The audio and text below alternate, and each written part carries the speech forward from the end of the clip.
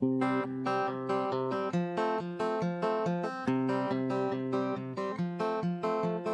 people and lots of yellies, Worcester hipsters and fed up townies. We have more than pizza in common, with two rocks for bookends. New Haven, New Haven, New Haven, between two rocks. All right, and welcome back to the Between Two Rocks podcast / YouTube channel, ? Yeah, so this is the first ever video of the Between Two Rocks podcast, which you may or may not be watching. I don't know. Maybe you're just on Spotify. I haven't figured it out yet. We don't know what's going to happen, but we're recording this via Zoom, and then presumably we're going to take the audio and get that around on Spotify and Stitcher and all that jazz, but I don't know what's going to happen. You may never hear this. Mm-hmm. So. It may not be recording at all. We'll find out. Yeah, exactly. This could end up being a colossal waste of time. So, but yeah, I'm your host, Josh Levinson. I'm here once again with Colin Ryan. Hey, how's it going, Josh? Good to be here again. This feels a lot more like work than the normal podcast. Does it? Yeah, just being on a Zoom call. Yeah, for sure. Oh, I mean, but I didn't have to put pants on, so I feel like it's kind of a wash. Yeah, that's true. So, I don't know. I feel like neutral. Yeah, you don't have to put pants on at Baobab Tree. They'd be fine with that. That's true, but I just feel like anytime I leave, I don't know. It depends. When I go to Walgreens, like, that's one thing I like living about, like, in, you know, not the nicest neighborhood, is that if I go to, like, the Walgreens in pajamas, nobody's judging me. Yeah, I think that's a Walgreens thing in general. Most Walgreens pants are optional. Yeah, fair. Cool. So, yeah, we haven't recorded one in, I don't even know, a while. It's been a while. So, yeah. How you doing, Colin? Doing pretty good, man. Nice. How's your son? He's doing great. He's growing bigger by the day. Oh yeah. Nice. Does he talk? He verbalizes. Yeah. Okay. He's Nice. got a range of words. It's funny, if I brought him on the Zoom right now, he just would be totally nonverbal, and you would think that he didn't talk at all. But yeah, he talks That's when how he's I am comfortable. sometimes at parties, you know? Exactly. Like, is that adult nonverbal? Yeah. Henry's got two close friends, and he's uncomfortable otherwise. Yeah, it's fair. And this is exactly a good time to learn to socialize. So yeah, cool. So our guest this week, as you can probably see if you're on YouTube or wherever we've released this, is Richard Volkman, who is the chairperson of philosophy over at Southern Connecticut State University. Mm-hmm. Welcome, Richard. Thanks for having me. You like Richard? Do you go by Richard? Richard is good. Perfect. All right, great. Not Rich. Great. Love it. Double syllable. Rick, but yeah. Or Rick. Okay. Yeah, I feel like I don't know you like that, you know. Let's maybe by the end. Yeah. Philosopher Rick. I mean, Philosopher Rick. Now with more, maybe I'll go back to Rick, right? Because that's even more syllables. Richard's good. Richard does sound more scholarly. That was in grad school. I became Richard. Okay, nice. So this is a new position for you as the chairperson of philosophy over there. Yes, it is. Yes, it is. New as of when? New as of this fall. So it's been about the worst possible time to take over this new, I don't know, maybe it's been the best possible time. I don't have much to compare it to, but the pandemic has been a real challenge on a whole bunch of different dimensions. I was talking to Colin before we got started here a little bit about... And it was exciting, and you guys all missed it, just so you know. Like, the best part of the podcast, we did not record. No, pure gold at the beginning. Well, but the challenges in the classroom are one thing, and everybody's facing that. The challenge from the point of view of the chair involves a whole bunch of other dimensions, not the least of which is enrollments are way off, and they bounce back in the fall. You know, I can't blame a lot of students who figured, or maybe delaying their education for a little bit. Yeah, let's give a miss to this year and come back when we can do it right, because we can do a lot online, and students who are really well motivated can still get a decent education. But that was not me, I'll tell you that. No. Yeah. It takes a lot more self-starting. Did they give you that chair when you became the chair? This chair? No. Yeah. This is my old chair. It's your old chair. They didn't even give you a chair to become chair? Well, there is one. Or there is a chair at the school? On campus. So, Right. Do you ever just go in there and just sit on the chair and spin and spin? I don't. But I do go in. But now that I put the thought in your head. Now maybe I will. Maybe I will now. Although I don't know if you could send a video of you doing that, it would help me a lot. Yeah. Well, now you got me thinking. So maybe we'll figure that out. That's what I'm here for. Ideas. So congratulations. Did you have to kill the last chairperson? Is that how that works? Thank goodness they abolished the Highlander rule. Yeah, and it was just a simple vote amongst the department, mostly precipitated by the previous chair's earnest desire to get out of the chair. Okay, I got you. A lot of work. It wasn't like a fraught political. You weren't like, this isn't like a House of Cards where you're like secretly working against people. Except insofar as people are secretly working to try not to be chair, right? Right. Yeah. No, you. I think you'd be a great leader. No, please. There you got it. Exactly. Nice. And so the chair is like responsible for, kind of deciding the curriculum and enrollment, or how does it all? No, in theory, I suppose, and in some programs maybe, but in philosophy, it is extremely important that we sustain the utmost respect for academic freedom, because philosophers don't agree about stuff.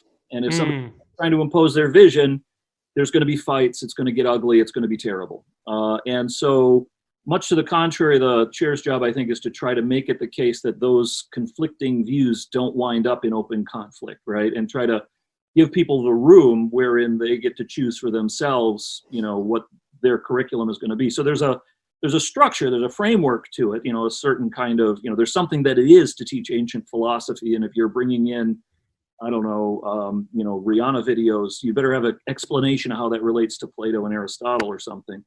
But I think it's self-explanatory. I don't understand why people need anything else. Maybe our job is to make sure that you do that explaining, right? And if you do that, then I'm perfectly cool with it. And I think that's the usual attitude that we try to take. I feel like you're giving me a hard time about my philosophy of Rihanna class, and I don't know why. Hey, I would support your offering a philosophy of Rihanna class. Just make sure that what you bill it as is that and not ancient philosophy, right? Gotcha. Yeah. She is not that ancient. No. Great. So how many philosophers are there at Southern that are under you, that you lord over? Right now we have about 9 full-time faculty. And then if you include the adjuncts, we had about another half dozen to, depending on the semester and the enrollments, half dozen to more. But we've just been slashed, right, with the enrollment declines due to the pandemic. And so we're down to just 2 adjuncts right now. Are you considering all of the undergrads who are stoned and just watch The Matrix? Yes, that's our target audience. No, I don't. Those are exactly the people that I want to reach, right? Those people, they're ready. They're already thinking philosophically, maybe in a little more of a confused way than we'd like, but we can remedy that. It's much harder to get the people who don't ever have any philosophical thoughts to sort of entertain what we're trying to get at than it is folks who are doing bad philosophy, right? Yeah. What major do you think is the most opposite of philosophy? Bad philosophy either. Sorry, go ahead. What major do you think is like the exact opposite, that you'd have the hardest time getting somebody to think philosophically? It was a really revealing moment to me, and I learned so much from this encounter I had with a student in accounting. So I would say maybe that's a good one. Who was insanely good at philosophy. I was just floored by how serious and careful and detailed his thinking was. And I told him, you are so good at this. I understand accounting, they'll pay you big bucks and there's not a lot of, money to be made in philosophy or whatever, but you could add it as a minor, you could add it as a second major. You're so good at it, right? Why wouldn't you want to do this? And he just looked at me, very flat expression on his face. He says, no, I love accounting. I'm like, how would you love accounting? I mean, to me, that would be the opposite. As I said. He's a sociopath. Yeah. Probably should have reported him to somebody. Yeah. Here's what he said. He said, well, actually, I'm diagnosed with obsessive compulsive disorder, functional obsessive compulsive disorder. And when the numbers line up on that spreadsheet, it gives me a thrill. Wow. That is something. It blew my mind, and it reinforced, the thing that I'm really interested in philosophically is what I call ethical individualism, which relies on this fact that each of us is a unique individual and that we do our best by becoming who we are, to borrow a phrase from Nietzsche, who borrowed it from Pindar, which is ironic because they're all advocating individualism. But anyway, it reminded me, we are deeply different in our fundamental constitutions, and we need to find a way to enjoy our excellences, our virtues, in complementary ways, right? And to appreciate that what you love and the nature of the true, the beautiful, and the good that's appropriate to a creature like you is not necessarily the same as for anybody else. So I had to admit, a person who really loves it when everything lines up would not be happy. So do you think that person do you think they were predestined to be an accountant? Well, yeah. At the end of the day, I mean, I wouldn't use the language of predestination because that's associated with Calvinism and it's got a whole bunch of religious overtones. But at the end of the day, I am a believer in determinism, causal determinism. The universe is unfolding according to regularities. There are limits to that, we know from quantum physics. But even there, if we understand the philosophy of time, it sure looks like we have to think of every moment as existing as what it is. This kind of falls out of Einstein's general relativity, that we shouldn't be thinking of the past as gone, and we shouldn't be thinking of the future as non-existent, but we should be thinking of the universe as unfolding from our perspectives inside of it, but from the outside, we would think of it as a four-dimensional space-time entity, right? Where over there is exactly analogous to back then or in the future. That is to say, location in time is like location in space. And everybody understands that when I'm sitting here in my home office, my office on campus still exists. Well, likewise, when I'm sitting here right now talking to you, 2 days ago when I was doing something else, that still exists in its own moment. This is a doctrine known as eternalism. And I don't think it is like deductively proven or it's necessary given Einstein's physics, but it is a very natural step to take after Einstein's physics. And that means, yes, I do believe that, this person was sort of a born accountant. And does that mean that we don't have free will? It means that the free will that we have is going to be compatible with determinism. Yeah. So now critics. So I think I'm making a decision, but in fact, I was predetermined to eat waffles and not eggs this morning. How about this? You were predetermined to choose to eat waffles. Yeah. Based on my value system and my availability of waffles and yes. Do you think Josh is incapable of being anything except a small town blog host? I couldn't speculate on that with any. We'll ask you again. You'd be right. We'll ask you 40 minutes, and then you can weigh in. I would make the argument that not only does the past and future not exist, but now it doesn't really exist either. That this is all just sort of an illusion of our minds. Well, there's a long tradition in various philosophies that speak to that, and that's part of the existential crisis actually that I had that caused me to rethink some of the stuff that I've been working on for a long time. I'm a big, when I went to CCSU for a year and I had this English professor, and first of all, she was like, you got to leave this school. These kids you're like these dummies. You got to get out of here and go to UConn or something. And I was like, okay, thanks. First of all, you're really denigrating the state university. Anyway, yeah. But she's like, you got to get into Albert Camus. And I didn't know anything about existentialism, but it was like a pretty blowing thing when I started reading Camus and Kierkegaard and Sartre. And I was like, yeah, this is exactly what I think.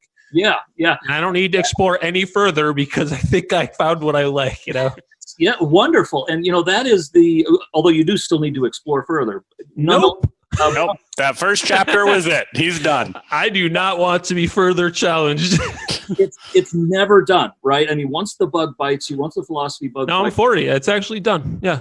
30s, sure.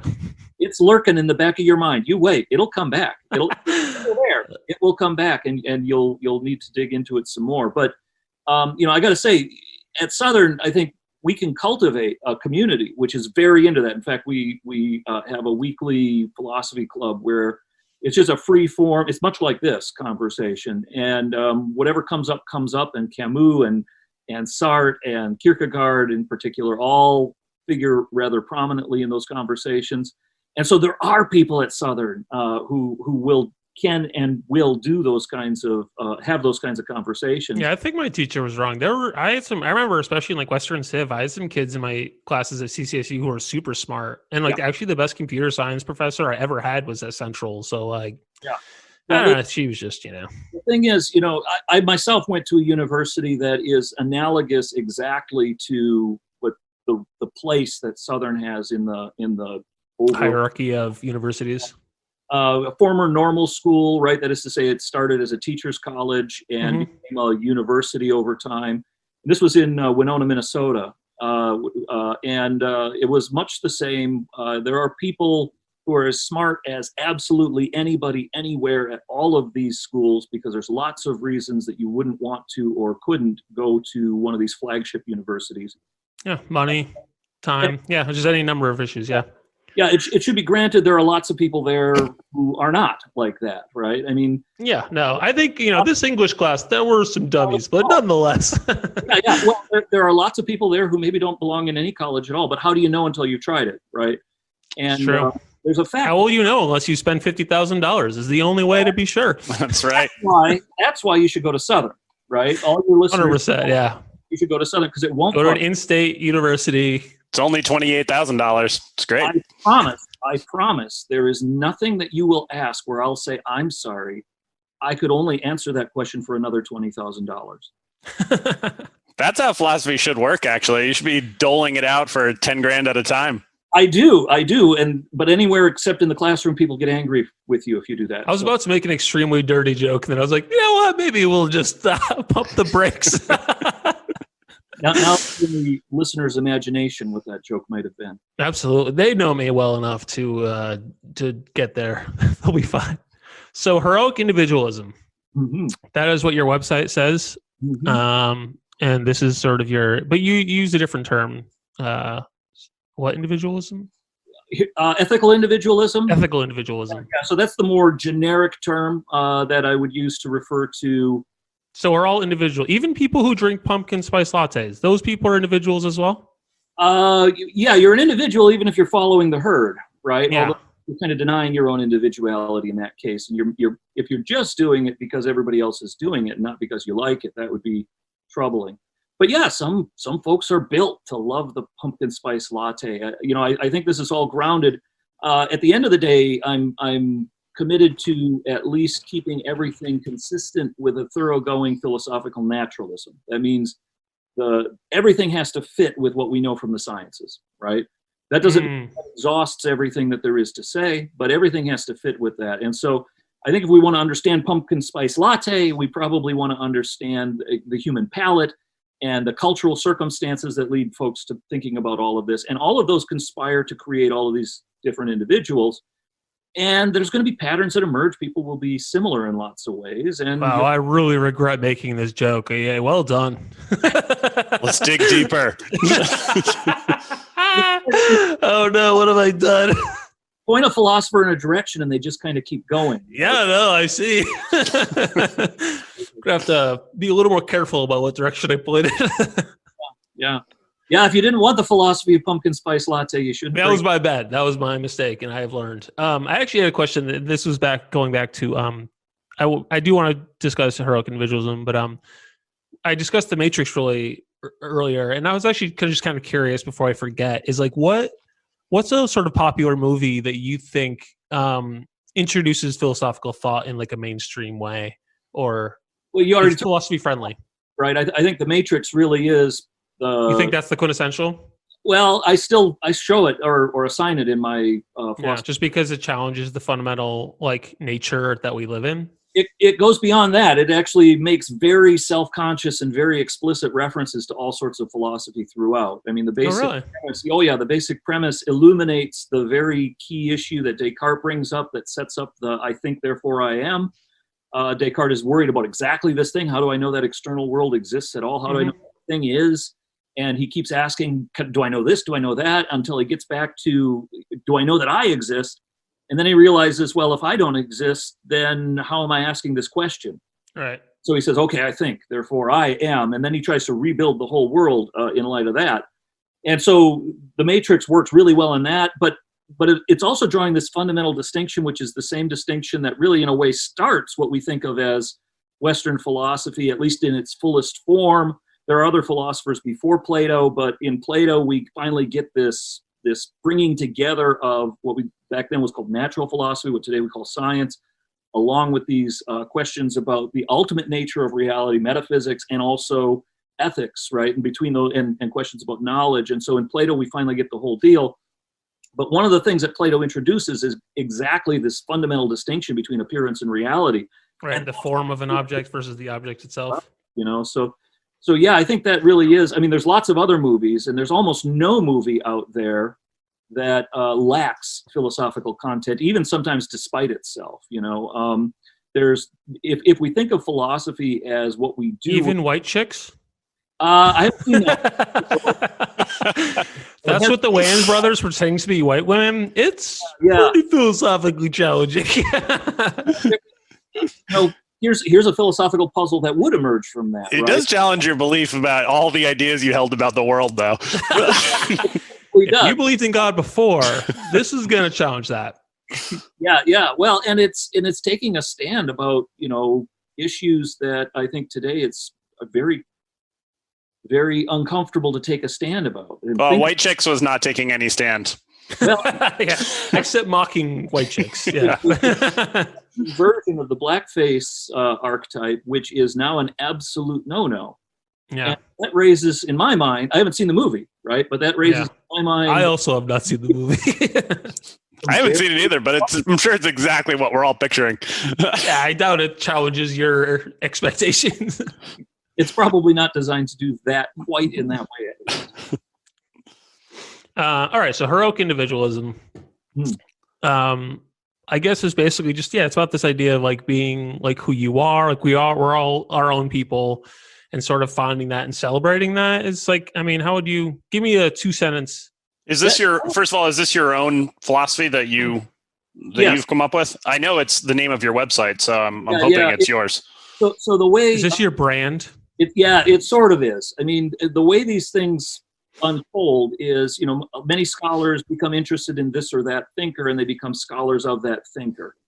I'm not interested, and this is an expression of heroic individualism now, I think. I'm not that interested in writing books about books.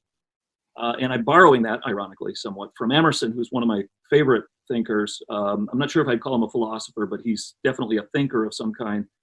And Emerson was this incredibly important influence on Nietzsche, who's another, definitely a philosopher, although again, not quite like other philosophers, much nearer to a literary figure.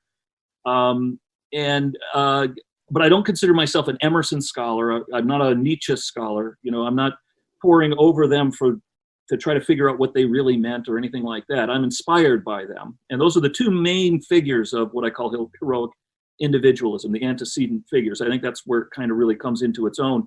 We could find others, Montaigne, they're both inspired by Montaigne. And I think I would usually include John Stuart Mill, even though his theoretical side is not very heroic individuals. He's a utilitarian.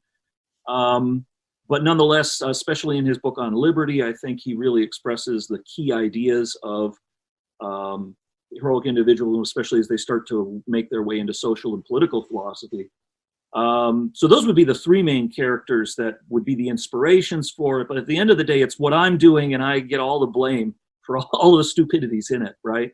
And I'm sure there are plenty of stupidities in it, because there is in everything. I've never had an idea that I thought would withstand scrutiny once and for all forever, right? It's a flux, it's a fluid. This is why, as Emerson says, a foolish consistency is a hobgoblin of small minds and philosophers and divines, right? It's these. So now that you've told us your philosophy is wrong, could you describe it? Yeah. And it's fluid, and I'm not. I appreciate the disclaimer. I also like to open up my comedy sets by saying this is probably not going to be great, but the more I do, the more deep I dig into this stuff, and this is why the website hasn't been updated for 6 years, because I hit a wall where I'm stuck with a puzzle relating to the relationship between religion and what we might call ultimate morality or transcendent morality. And the relationship of that to heroic individualism, I think I have worked out.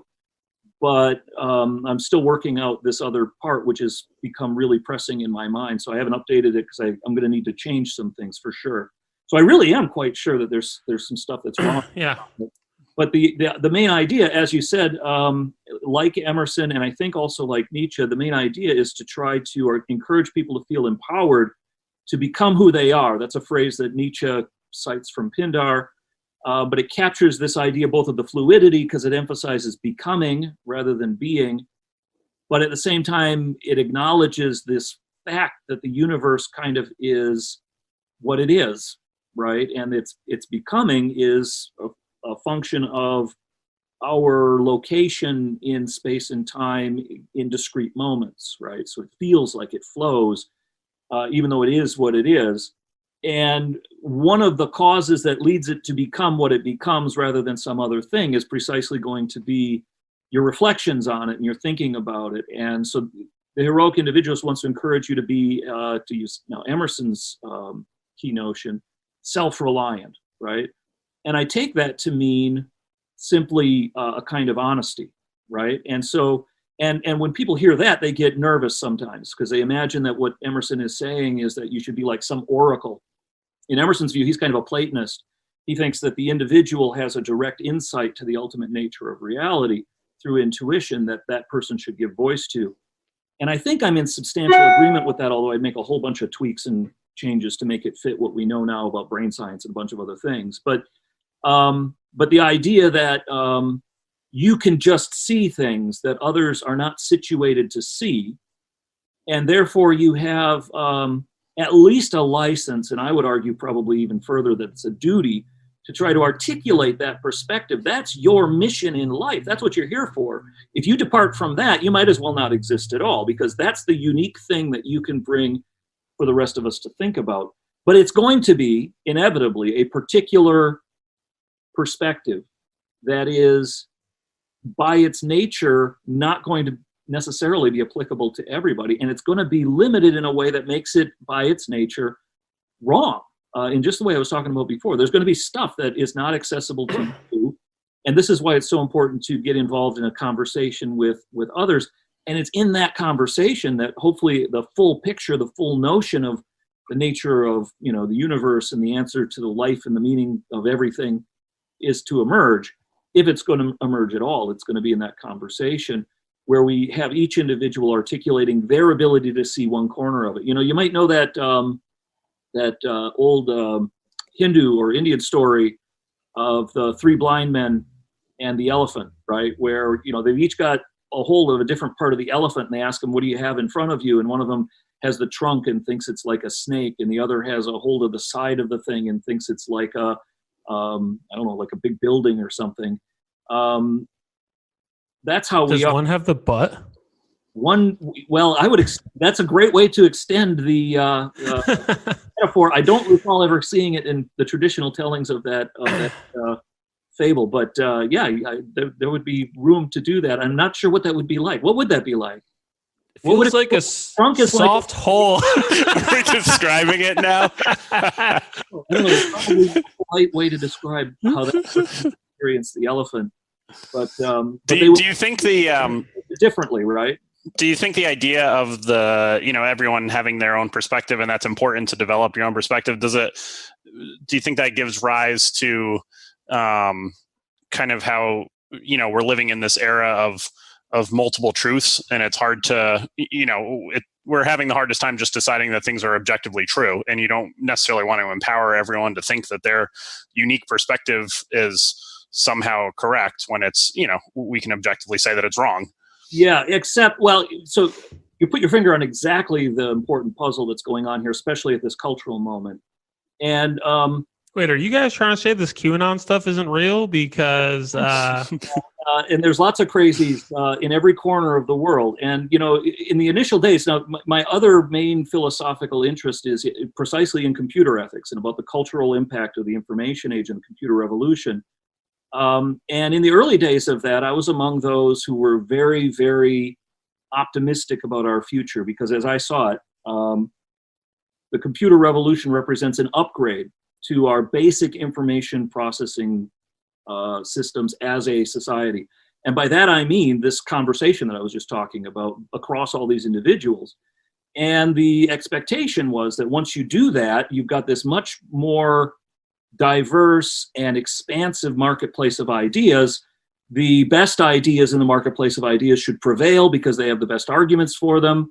And therefore, you've created a circumstance where you can really do a much better job of getting a handle on what you're calling objective reality. I don't want to wade in too much about what I think about that, because I'm not. Well, Not a real thing. Metaphysics comes up. I mostly want to say metaphysics, bah, and that way I can avoid even expressing a proposition. Or at least that was my former view.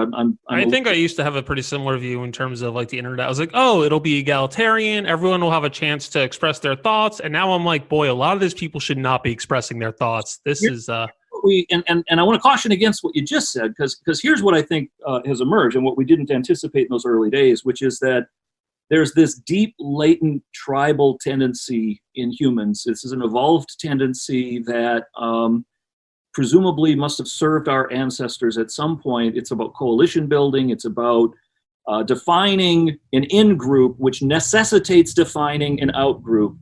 And as Jonathan Haidt, the celebrated social psychologist, likes to say, morality binds and blinds, right? It makes it the case that your community comes together, but it also makes it the case that you can't see how other people seeing things very, very differently could possibly be right.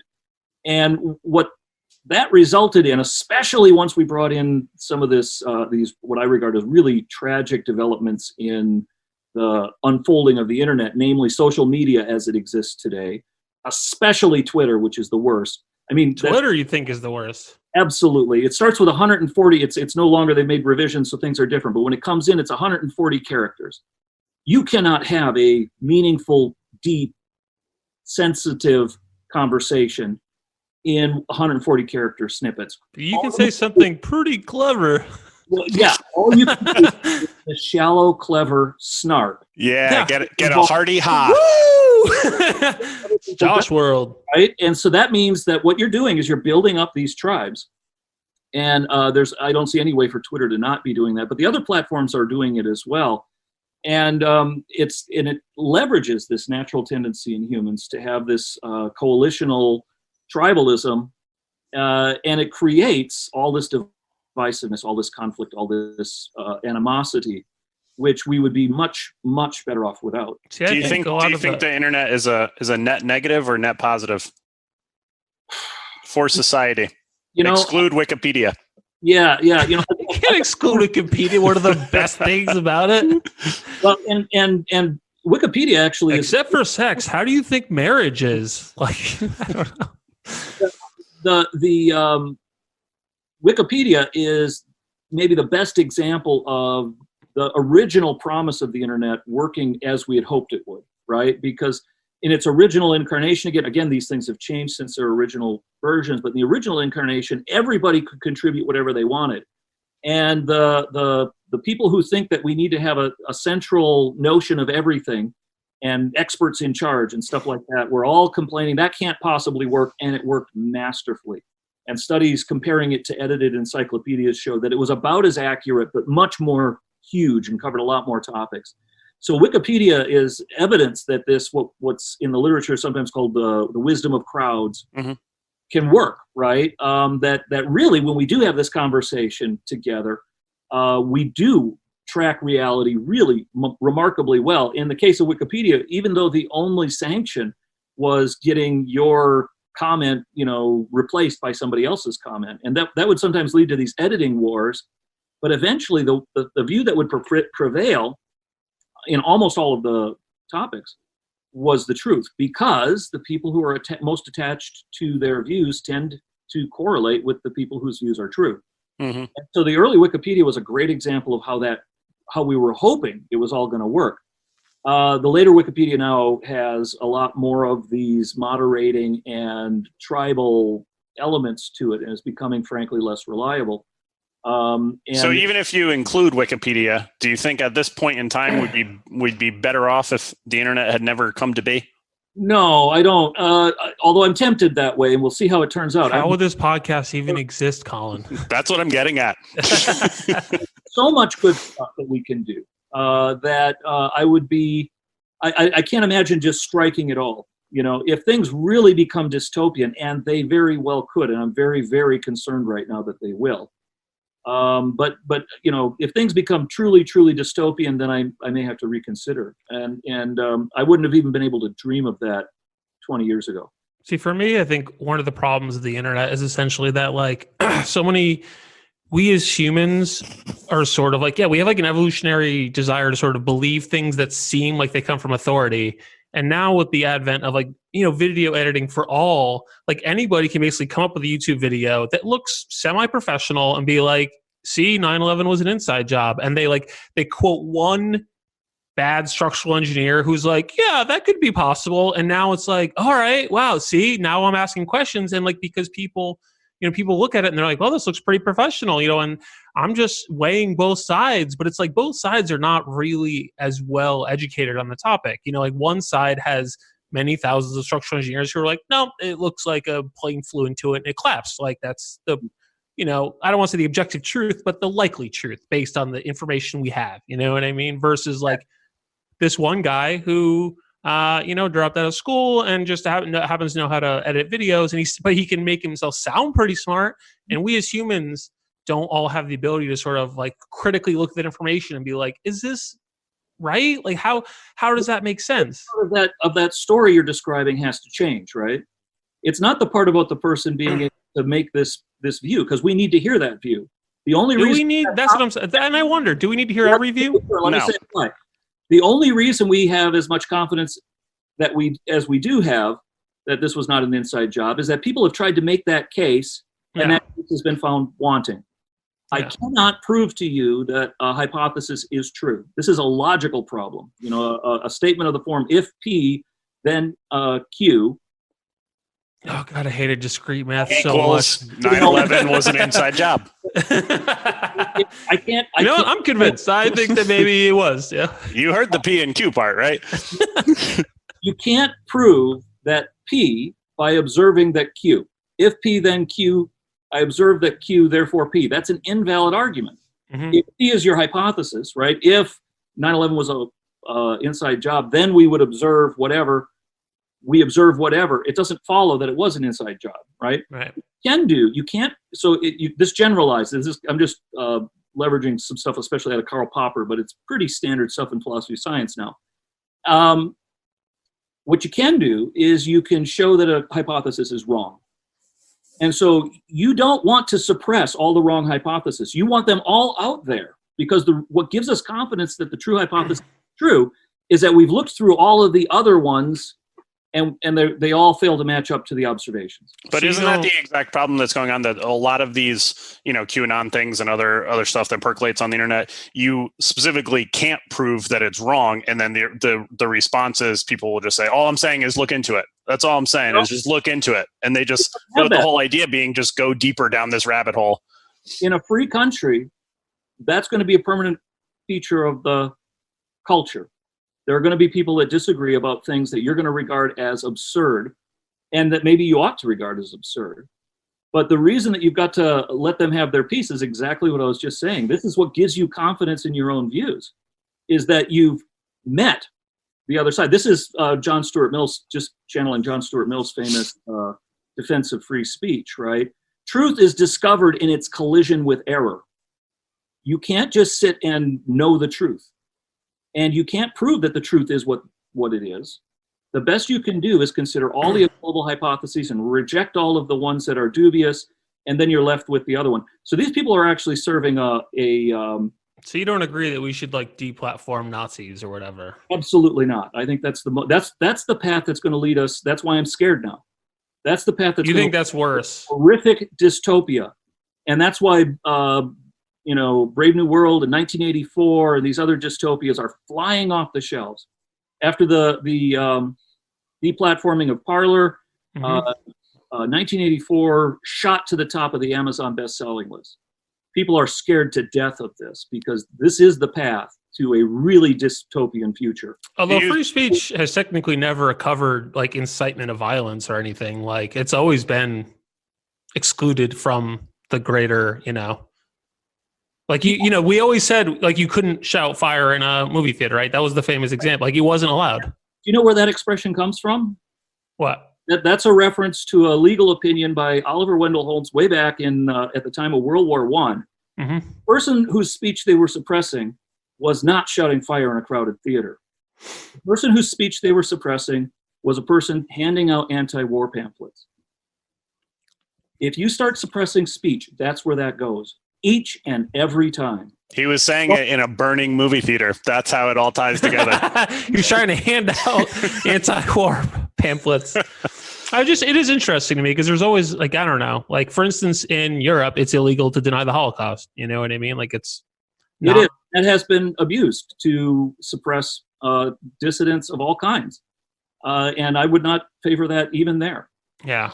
Do you think, I think because we can bring it back to first principles, right? If we're all occupying these particular perspectives so that we cannot see things the way other people see them, except by engaging in, conversation with them, then if you empower some of those people to tell other people what they're allowed to say, you are impoverishing our whole cultural environment, no matter how bad what they say is.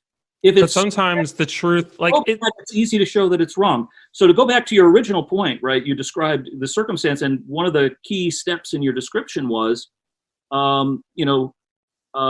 some people out there can't do the critical thinking that's necessary to sort through for themselves what's true and false. That's the part of the equation that we need to fix. Right. We need to make it the case that people are more media savvy, that everybody is better at this. And then this will go up. What's preventing that right now is the tribalism, which is allowing people to engage in really bad arguments when they encounter views they disagree with, because they just associate any view with the tribe that is the out group, and then they show their loyalty to the in group by bashing the out group.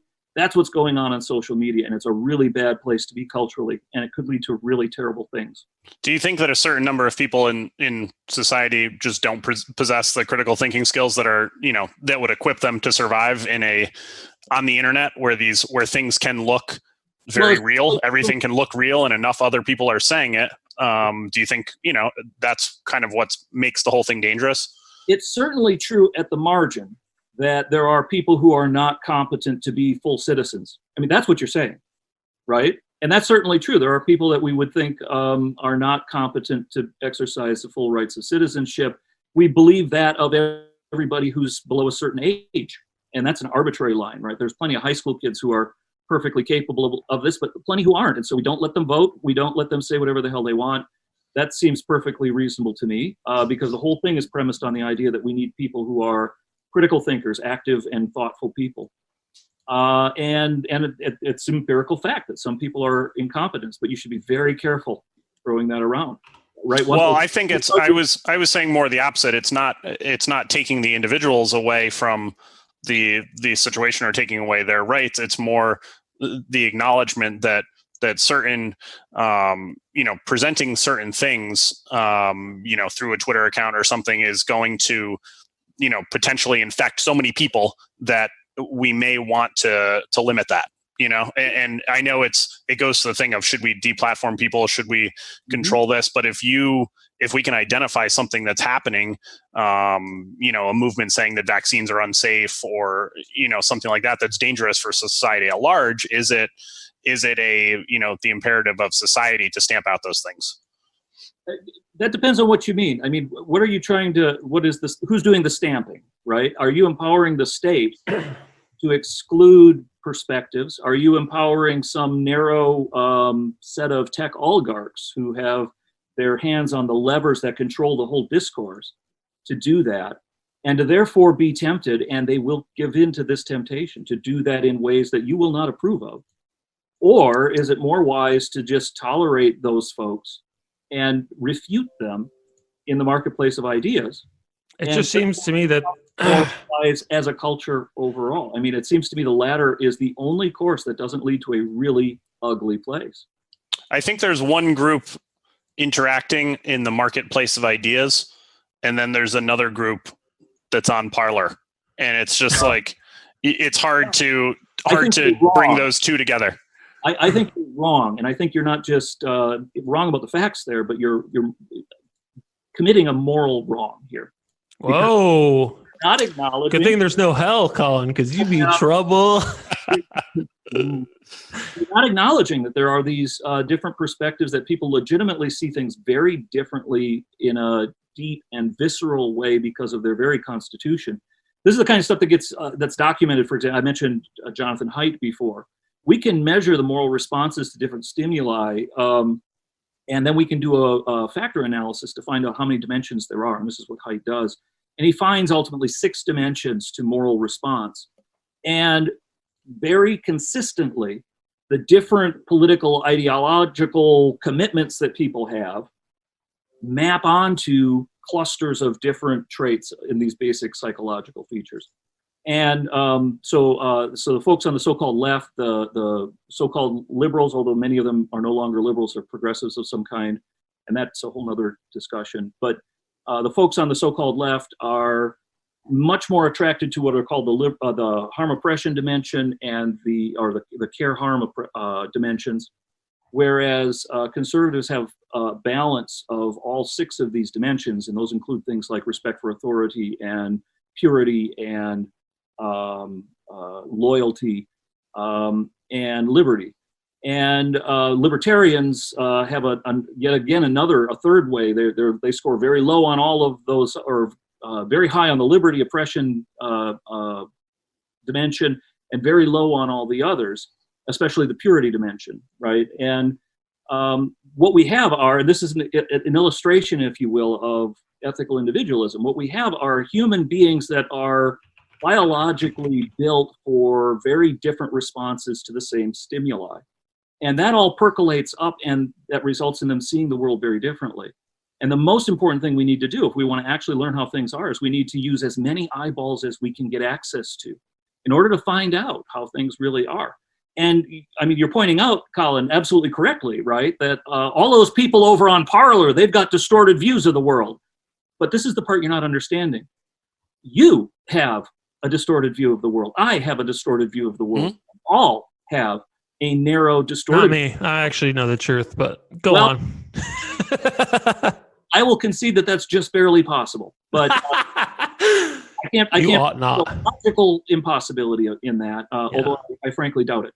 I guess what worries me though is this idea that like the marketplace of ideas will always produce more moral results, when in fact we've seen in history that like some ideas fundamentally do become dangerous, and in the mass extinction of human life, like Germany convinced a lot of people that Jews were subhuman. In America, we a lot of the justification for slavery was done on this idea that like black people were not as worthy of this idea. And notice what those totalitarian regimes have to do. The first thing they have to do in every instance to sustain that big lie, they have to suppress the speech of the alternative. Yeah, but America wasn't a totalitarian country. Only for Black America. Other white people could still. If you mean during slavery, I think I don't know if I want to get much into the because there's a huge issue about how to narrativize that history, and there's a lot of nuance and a lot of difficulty in it. But roughly speaking, we should not lose track of the fact that slavery was not sort of invented whole cloth in the Americas. Yeah. That was like the norm. That was the inherited set of institutions that went back as far as anybody could look. And it had its own special and dubious and awful, features in the so-called New World. But ultimately, if you ask me, the narrative that we should understand is, the marketplace of ideas works. If you want to appeal to slavery as proof that the marketplace of ideas doesn't work, that seems really weird to me. Because how did it happen that everybody believed that slavery was wrong? Everybody, damn near, going back as far in history as you want to look, was like believed that slavery was right. And then all of a sudden, we had the introduction of these liberal societies in Europe in particular, especially in Britain, where it was believed, we should let people say what they want. We should let people have the liberty of speech. And within a few generations, slavery had become problematized. Within a few generations, it was being abolished, especially starting again in Britain.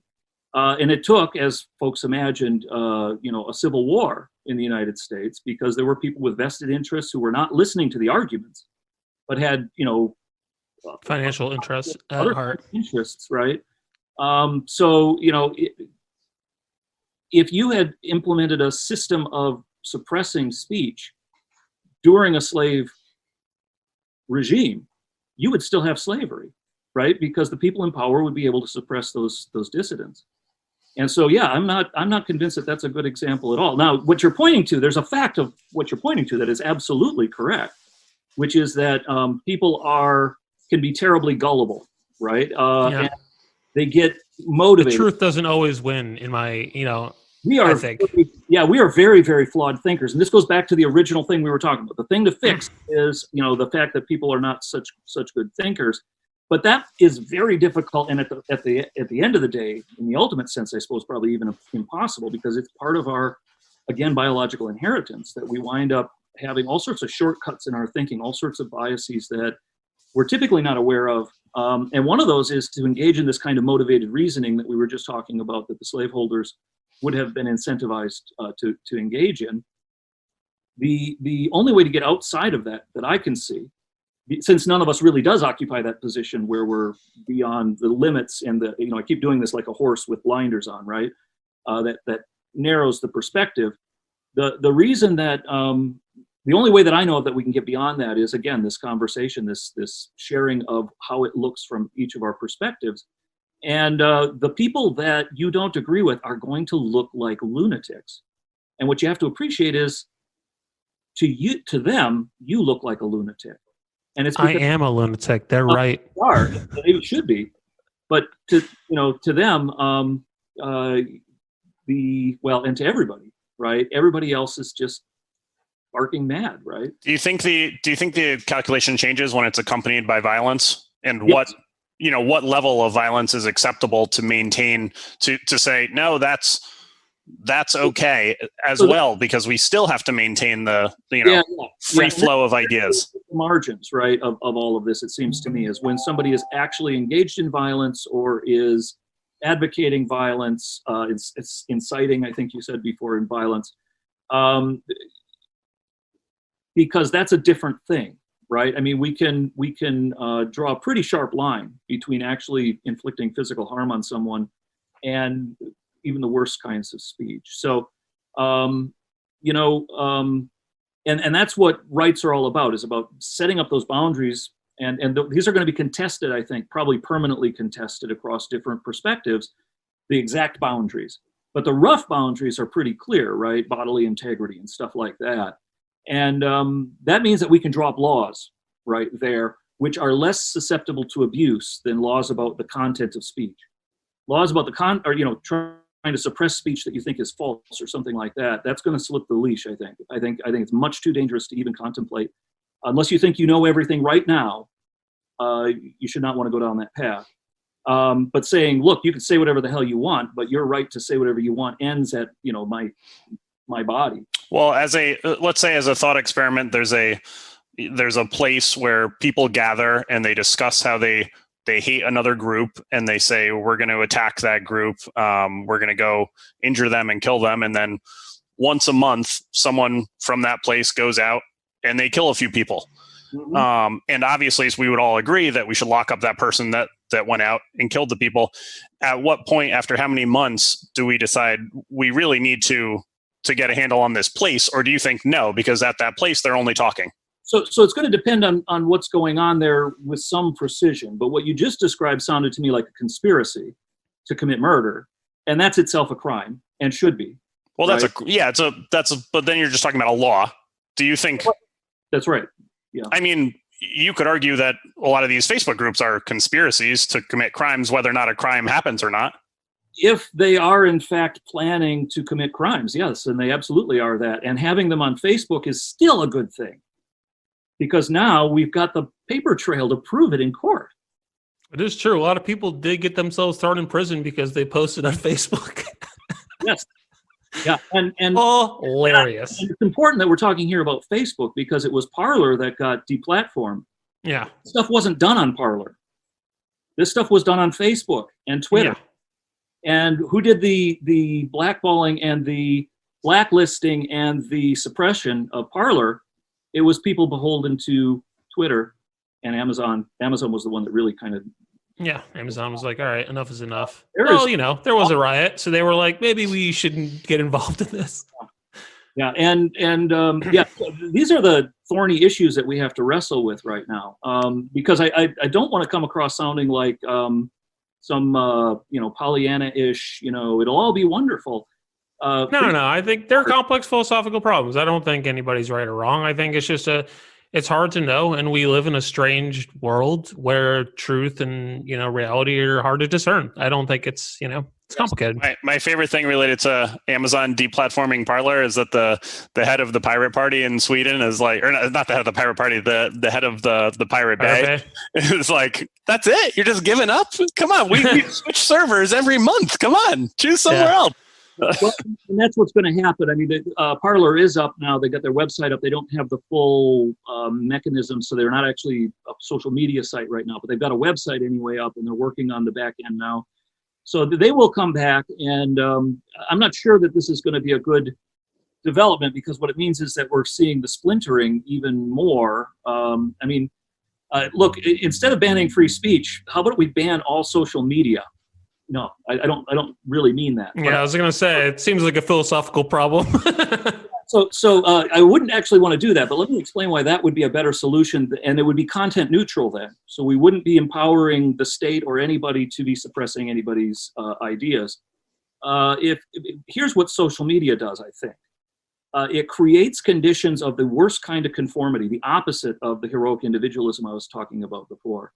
It creates incentives for people to demonstrate their loyalty to the in-group by bashing the out-group, and that's what the out-group exists for. That is the root of so much of what has been wicked and wrong and bad in the history of human culture, that if we could figure out a way to manage that, that would be, in my view, the key. But social media doesn't manage it. It makes it worse. It makes those incentives stronger. It incentivizes you to do this in a purely performative way with people you've never met or had a real conversation with, based on a snippet of their text and responding to them with a little tiny snippet of snark yourself. It does not. Oh, no, I write whole paragraphs of snark. Don't worry. Well, satire is good, right? And it's a wonderful way to unfold, unpack, and skewer, what's wrong-headed about what's going on or what if I have a friend and they're just super anti-vax, and I've tried to reason with them dozens of times and they just won't listen to me? Should you kill them? Is that moral? Yeah. There's a limit to what you could do. I would advise against killing them. I don't know about morality, but it would. Can I vaccinate them while they sleep? It certainly isn't going to be conducive to the good life to be a murderer, even of anti-vaxxers, as much as that. Yeah, no, I'm not. But there's a limit to what you can do, and at some point you just have to say, look, it's your life, and you're incredibly wrong, and this will be borne out. It's already been borne out in the evidence we have so far, and I'm fully confident it will be borne out going forward. And that's all you can do in a free society. Okay, we got to play some games. We're getting on in the time, so let's play some games. This guy's got kids. I think a kid. I don't know.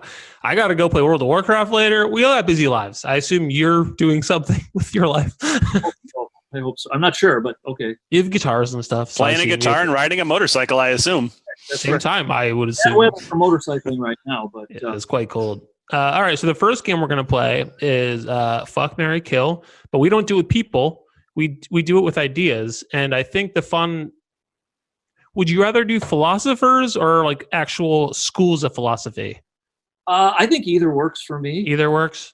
Colin, do you have a preference? I'm not going to know enough about either, so I'll just choose whichever. I think schools would be easier. Yeah. Okay. Yeah, we'll do schools of philosophy. Yeah. So fuck, marry, kill, schools of philosophy. I'm going to type in schools of philosophy so that we have a few list of schools of philosophy from our good friends over at Wikipedia. Here we go. Oh, it's alphabetical order. So many. Yep. Okay. Do you want to start, Richard? Fuck, marry, kill. Any of them. We usually start with fuck. Okay. So that would in this case would be something you like. Maybe not like your marriage material philosophy, but something you get into. Well, there's a lot. This is quite a comical idea we've stumbled on. How do you feel about absurdism? That's first on the list. Oh, there we go. Monty Python. I'm a huge fan of Monty Python precisely because they give expression to the absurd. And so, existentialism and I don't know. there's too many to list. I'm more into philosophies than I don't think there's any I would want to kill. Yeah. Well, there are some that I think are although there are some that I think that are really dangerous. And I would fuck nihilism, because even though I don't personally really believe in anything, I think just total nihilism is tough, because it's sort of like it's hard to find morality after that. Like, if nothing really matters, then like, how do you be good? And I do think you should probably be good. So Yes. like, insofar as I think on a cosmic scale, nothing actually matters. Like, the planets don't give a shit whether we live or die or commit terrible atrocities. Like, it doesn't actually like matter on a universal level. It matters to me, but like, yeah. That's exactly what led to the existential crisis I was talking about, that is forcing me to reconsider, because I think, and it's what Nietzsche understood by the death of God. It was this emergence of nihilism. And I agree with you 100% that nihilism should be understood not as a philosophy so much as a problem that needs to be overcome. Yeah. And I would fuck hedonism. It's the only correct answer. That is kind of the, technically the correct answer. Yeah. If you're going to put your dick into one of these schools of thought, I would marry existentialism, because it's my own, I do agree. The way I'd understood it when I looked into it in college, which admittedly is a very bare bones, stripped down idea, was basically like, the fact that we even exist at all is totally absurd. Like, it's so ridiculous. And to even try to understand it is almost beyond the capability of human thought. But that, just because it doesn't make sense doesn't mean that you shouldn't try to take, the most out of it and appreciate the gift of being alive, and still try to be a good person and enjoy yourself. And, just because it doesn't make any sense doesn't mean you can't, like, I'll try to be good anyway. So I like that. I think that's cool. Yeah. I'm done with that. Pretty much the whole deal there. And there's in the history of philosophy, right? Existentialism is often contrasted with Platonism.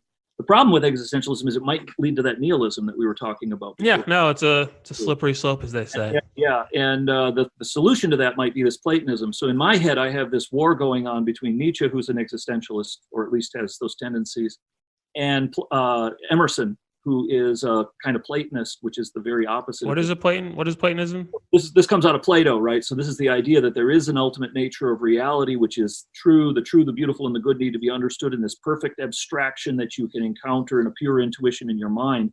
And this has profound religious overtones. At the end of the day, it winds up being almost a mystical thing.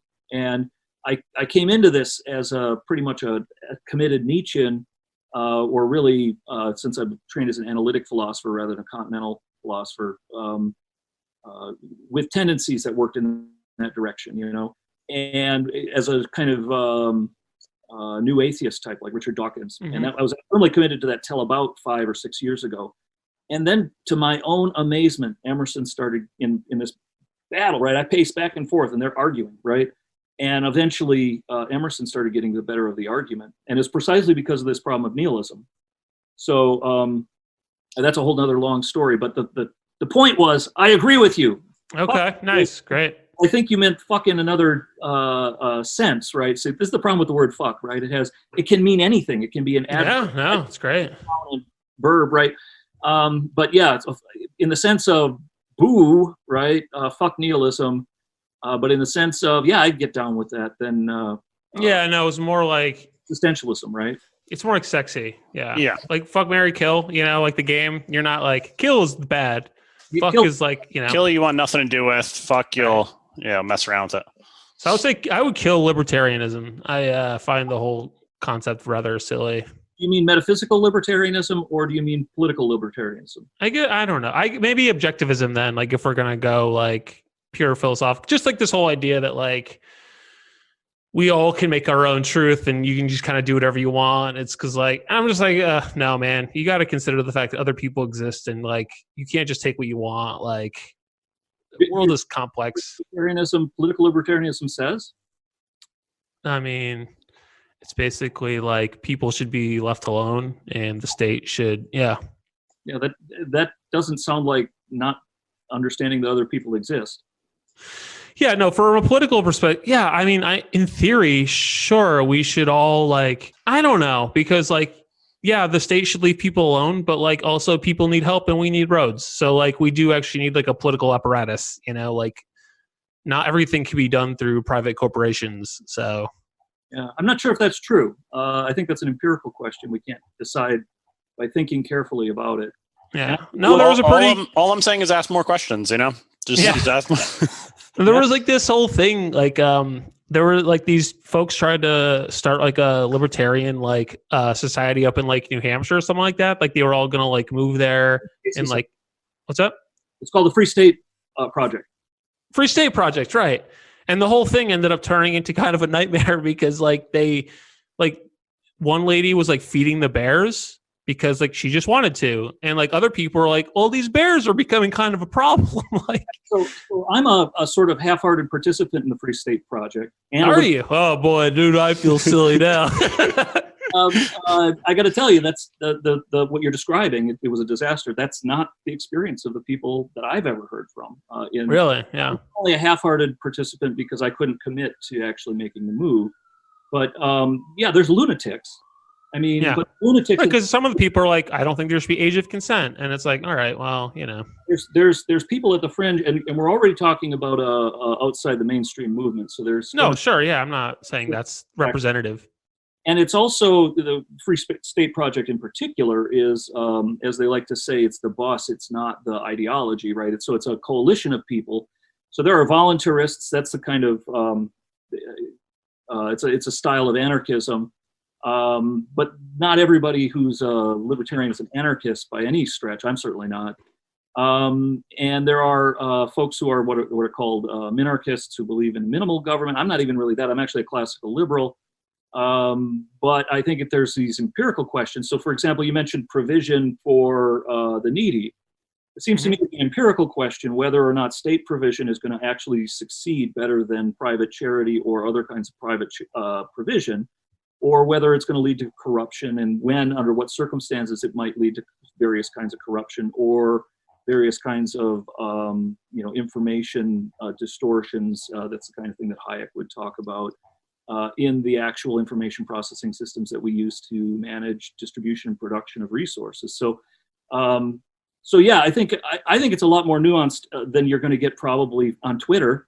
I think that's why you had what I would call. You think because I like to? No, I wrote a story in the Atlantic. Are you kidding me? You couldn't learn about this on Twitter. I follow comics and sports on Twitter. It is awesome for that. Yeah, there are a ticker of scores, right? Twitter can manage that, I suppose. No, I mean it's just like there's like sports writers. One thing I like about Twitter is you can interact with people who you would otherwise never. Like I tweeted this joke at one of the guys in Broken Lizard, which is like the people who made Super Troopers. And the guy like wrote back and like riffed on my joke. And like, I would never get to riff with the Super Troopers guys without Twitter. Like, come on. Yeah. And I think you're right that's one of the advantages of these direct interaction. We were asking this thing before about whether the internet is a net bad or a net good. I think it's definitely a net good so far, as long as we can avoid collapsing over into some kind of dystopian future that I'm sure none of us want. So you don't want to kill any philosophies is what I'm hearing? I really am not keen on killing anything, I actually am a pacifist, right? Or I was. Me too. Exactly a pacifist. Or as I like to call myself, a coward. Yeah. Opposed to wars that are popular, right? Because I actually marched against. Yeah, I don't think there's been a necessary war in a very long time. Well, that's the thing. I think initiating the use of violence, the anarchists we were just talking about will use that as a principle. It's always wrong to initiate violence. I'm not comfortable with those kinds of strong principles. Yeah, almost. I mean, if you were, say, freeing the folks of North Korea, well, I could, there's interesting. There's almost always these exceptions to the rule. And, state allowed for an exception to that, right? Yeah. So I don't believe in that kind of dogmatic absolutism.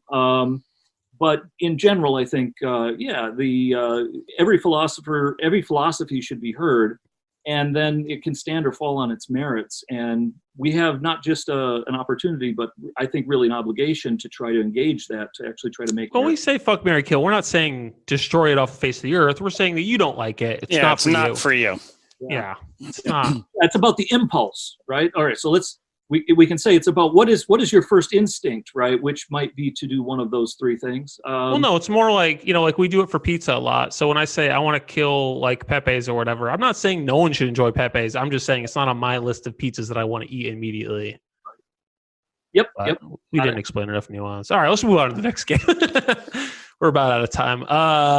So this game is called Mayor for a Day, and basically what it means is we basically give you $1 million to do anything you want in the greater New Haven area, however you think it would best benefit the community or whatever your personal interests are. So do you have any ideas? I think if there's one thing that we could do in this neck of the woods that would... Is it create better QAnon videos? Provocative, and it's going to fit with all the stuff I've said so far. I think the schools need to be incredibly reconsidered and rethought from the ground up. And I would like to see basically these giant institutional prisons destroyed brick by brick.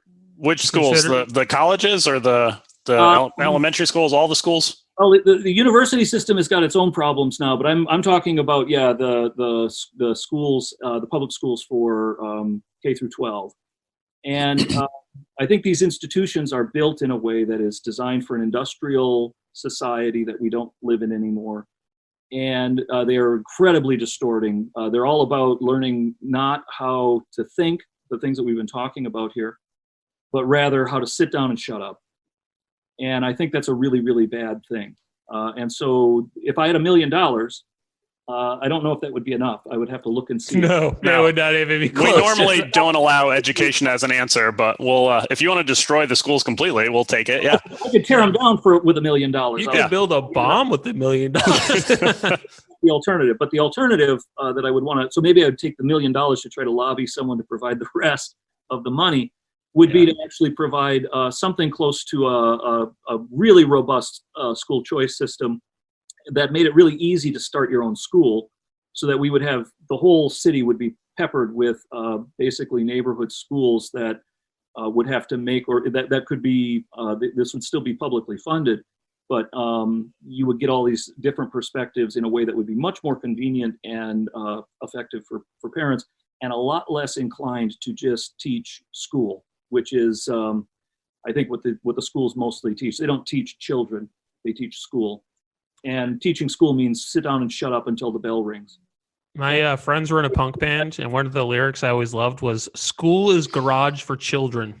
Yes, indeed. Yes, and it still sticks with me. It's like, I don't know if it's 100% true. I definitely had teachers in school who taught me interesting shit, but yeah. It's not the teachers, right? I mean, that's the other side of this. This would empower those teachers, right? Because I imagine teachers would be the ones starting these neighborhood schools. Yeah. Conversely, 25 kids just talking all at the same time is kind of a nightmare in its own hell. What you need to do is you need to find a way to actually make that conversation work, even though you're going to have all of these different voices. And that's not impossible if you got, say, 25. It gets really unmanaged, because that's what I do in a classroom, right? But it gets really unmanaged. Well, yeah, but you teach adults, not fucking third who've graders. Chosen to be there. Yeah. Yeah, that's also true. that it's not compulsory that they have to be there, and in fact in my classes it's not compulsory at all, because I don't do the, I'm not going to mark you down for failing to show up or whatever. I think also people who go to your school probably are the age where they can show decorum and not just shout over. Yeah, kids are unsocialized little monsters, right? They really are. Yeah, they have to be stopped. I got talked in over the course of this pandemic to getting a new puppy, which at first I would resist. I'm like, you don't want to get a puppy at the time of the pandemic when everybody's crazy and busy as it is. But then they said, no, this is the perfect time to get a puppy because everybody will be around, and they're right. But having a puppy around is like having an unsocialized toddler around who never grows beyond being an unsocialized toddler. And so, it's really been brought home to me just how difficult it is dealing with people who are not fully cooked yet, not fully baked as the critical thinkers, the individuals, right, that we aspire to create. I mean, I know a few people, Colin knows them too, who are perfectly of age who are not fully baked yet. I never will be. No, it's not going to happen. Okay, well, that's about as much time as we have. I had other questions, but we just were not able to get to it because you share a lot of philosophical thoughts. So I'm full of them. And it's okay. That's your job. It's all right. With being that person. So. You could not be anything but a philosophy professor. It is in my bones. You were fated for sure. Yeah. Yeah. Just like I'm fated to be a small town podcast host. Exactly. Richard, do you have anything you want to plug before we go? Like a website or? Well, yeah. The most important thing right now is just the philosophy department. If you enjoyed any of this, if it was provocative, if it made you angry because you want to respond, right? By all Don't means, email me. Go to Southern. Josh or Colin, right? Those guys are fully innocent. I bear the full responsibility for what I've said here. And don't blame the rest of my department for it either, because I speak for myself right now. But now I'm going to speak as chair on behalf of the program. We got something for everybody. Whatever it is that you are into, whatever you think is right, we make an effort to try to make sure that all those different perspectives are represented. And we would love to have you. And you don't have to, necessarily be a student. Come join our philosophy club or whatever. I don't have a website for that just yet. We're in the process of putting one together. We had a Facebook group, but folks are welcome to email me if they want to say join the conversation. I can include them. Right now, the philosophy club meetings are happening every week starting next week via online remote meetings. So it's easy for anybody who just wants to drop in and join the conversation to do so. You don't have to be a student. You don't have to be anything in particular. You don't have to know a bunch of philosophy. Conversation is very freewheeling, much like this conversation we had here. And I just lay it all out just like I've done here. And I expect everybody else to do the same, and we have a good time. Cool. All right. So yeah, if you just Google him, Richard Volkman, Volkman. I assume if you go to scsu.edu, you could track down the philosophy department that way. So yeah, go check it out. Take a philosophy class. You're going to learn a lot, Yeah, they're very fun. I will say the couple of philosophy classes I took were some of the best classes I took, just because they're very, very interesting. Yeah. When you think about a college experience, that's the kind of thing that you picture, people sitting around just talking with each other. So yeah, they made us take philosophy and ethics in engineering school because they're basically like, all right, otherwise you'll all become mad scientists. We know we have to teach you some base ethics. Yeah, totally. Yeah, computer science is all ethics and logic philosophy classes. Yeah. Like, you better learn about Plato before we teach you how to build this universe. Yeah. So, cool. Yeah. Go to betweentworocks.com. I think I've set this up on youtube.com/betweentworocks, which is presumably, if you're this far to the podcast, you already found. I don't know. I can't tell you. So, Colin, you have your apartments for rent. So just check Craigslist. Mm-hmm. Yep. Nothing on there right now. Nothing on there. No inventory. So no inventory. Don't rent anything from anyone else. That's right. Just hold steady. There'll be something else soon. Richard, thank you so much for joining us. I hope you had a good time. I did indeed. I hope you all had a good time too. Yeah, totally. And yeah, this will be on YouTube and Spotify and all those jazz. So again, if you're listening to this, you already have gotten through the whole thing. So I don't know why I'm telling you, but here we are. Thank you guys so much, and have a great night.